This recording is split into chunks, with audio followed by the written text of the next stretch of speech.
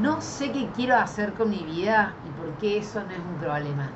Bienvenidos a todos, les habla la psicóloga Sofía Chapeta, psicóloga por el mundo en Instagram y en YouTube, y un café y sus palabras poderosas en Spotify.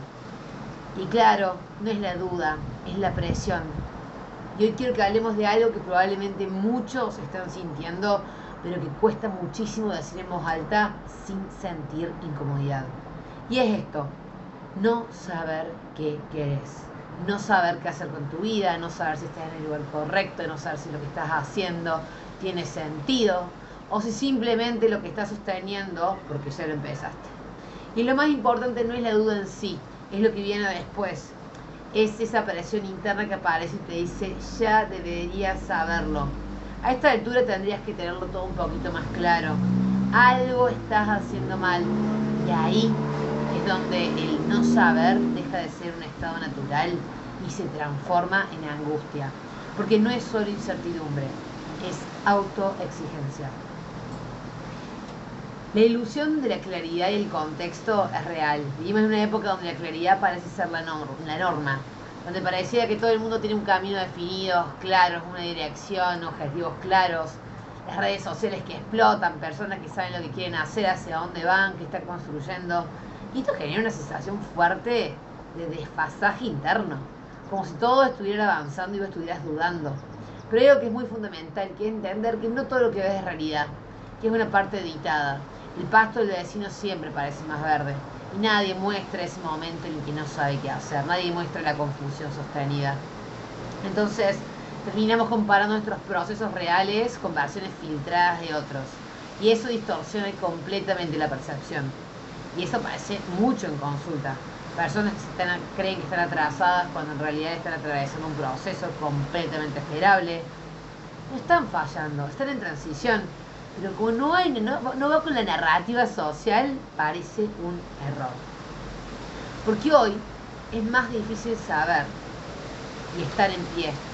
Y no es personal, es generacional. Millennials, el Gen Z, están atravesando un contexto completamente distinto al de generaciones anteriores. Hay más opciones que nunca, más caminos posibles, más formas de vida, pero también es más exposición, más comparación, más presión por encontrar propósitos. Antes los caminos eran más lineales, hoy no. Hoy podés cambiar la carrera, de país, de trabajo, de identidad muchísimas veces. Y eso parece libertad, muchas veces se transforma en sobrecarga. Porque cuando todo es posible, elegir implica descartar muchas cosas. Y eso es súper difícil.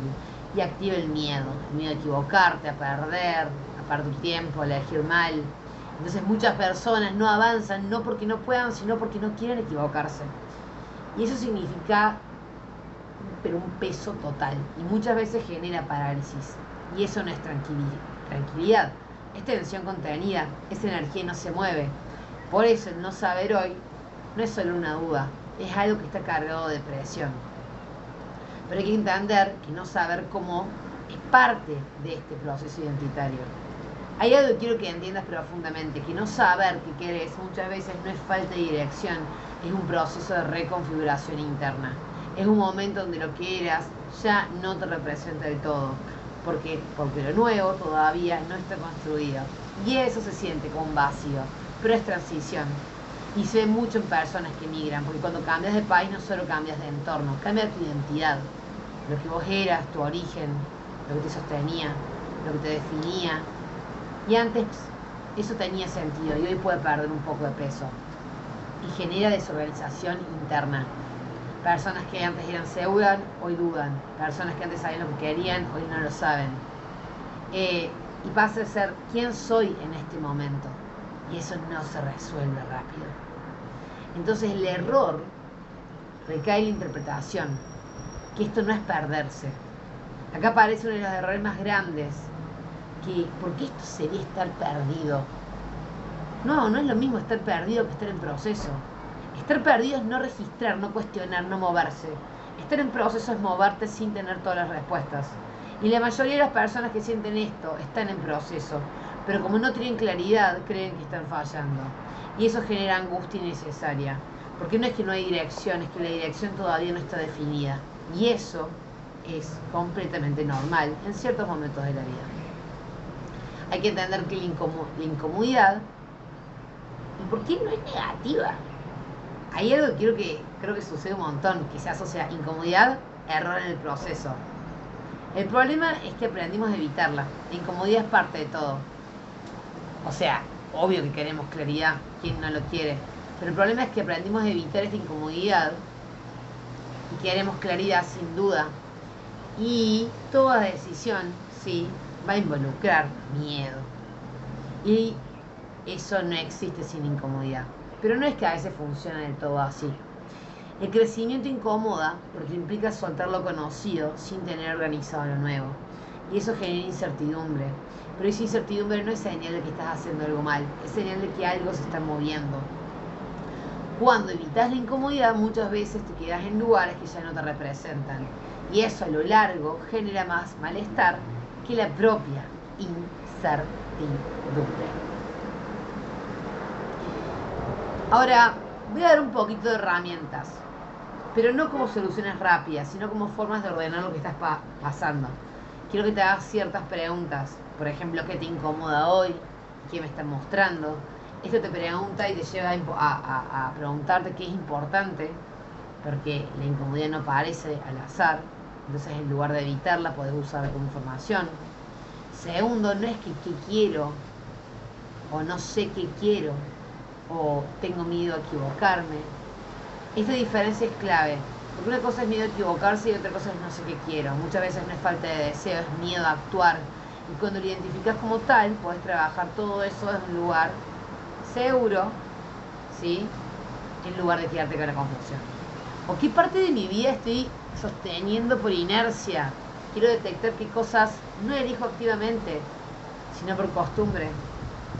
O si no tengo que resolverlo todo hoy, ¿qué pasaría? Esto baja la presión.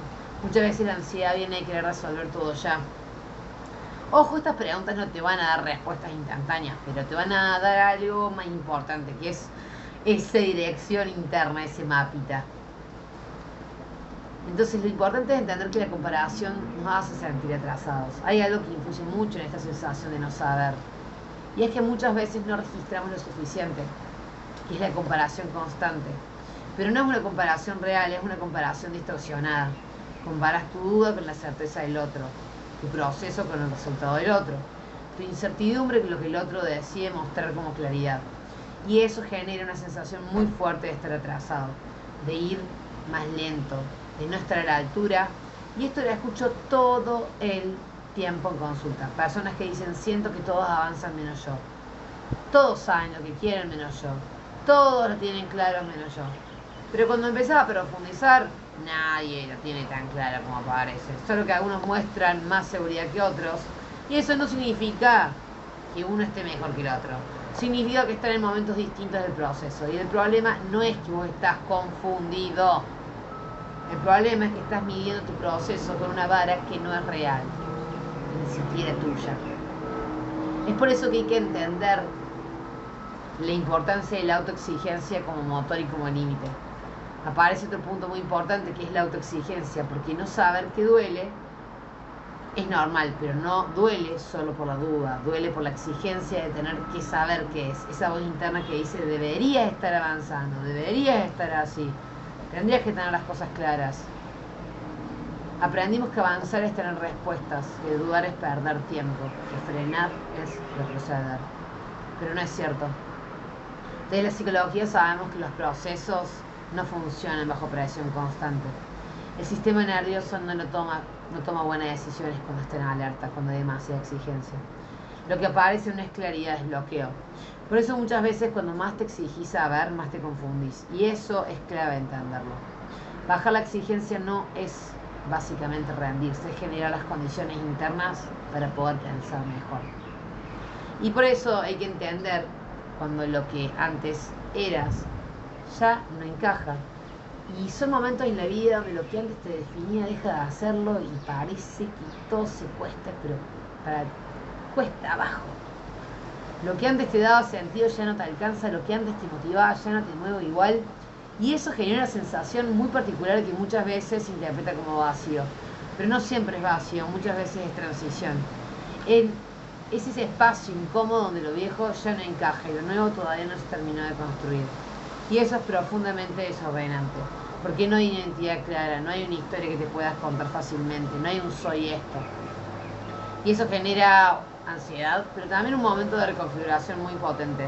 Y en consulta, digamos, pacientes siempre hablan esto. Aparece un montón. Ya no soy quien era, pero tampoco sé quién soy ahora. Y eso no es un problema a resolver rápido, es un proceso a transitar y hay que tener paciencia. Porque el error de buscar claridad total antes de actuar, antes de movernos, nunca vamos a estar 100% seguros. Porque eso nos bloquea un montón. La idea de que primero tienen que tener claridad total y después actuar. Como si hubiera un momento donde todo se ordena internamente y recién ahí uno puede moverse. Pero en la práctica no funciona así.